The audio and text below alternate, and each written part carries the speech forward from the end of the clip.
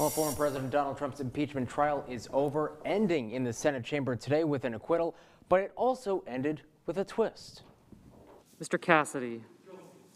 After weeks of speculation, Mr. Cassidy, guilty. Senator Bill Cassidy among the 7 Republicans bucking their party, voting to convict former President Donald Trump of inciting last month's deadly Capitol riots. I voted to convict President Trump because he is guilty.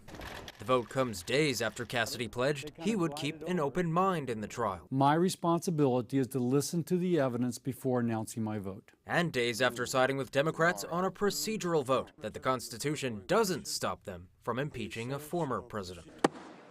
The House managers quoted the Constitution. They made it clear it's constitutional.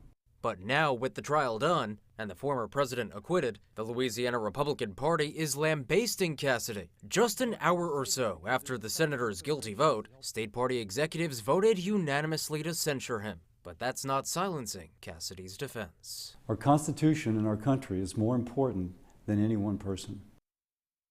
Meantime, Louisiana's other senator, John Kennedy, voted not guilty in today's vote. Senator Kennedy released a statement shortly after those votes were tallied, saying in part, "In my judgment, impeachment is not supposed to be a political sport where one party seeks advantage over the other at the expense of the country." Let's go to our Washington correspondent, Rashad Hudson, continuing our coverage tonight from our nation's capital. The day started over whether to allow witnesses in the impeachment trial against former President Donald Trump. Both sides eventually reached an agreement to proceed without witnesses.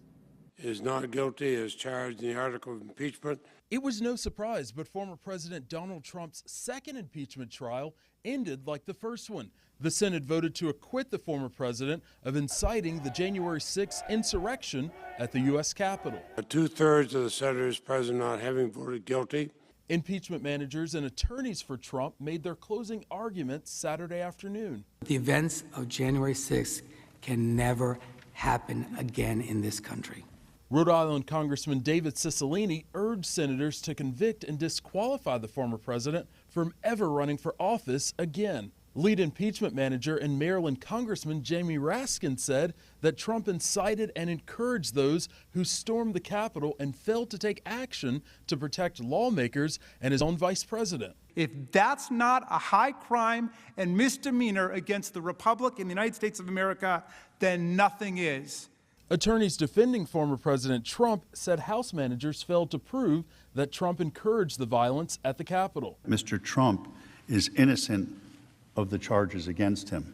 And Michael Vanderveen maintained that impeaching a former president is unconstitutional. It is an unprecedented action with the potential to do grave and lasting damage to both the presidency and the separation of powers.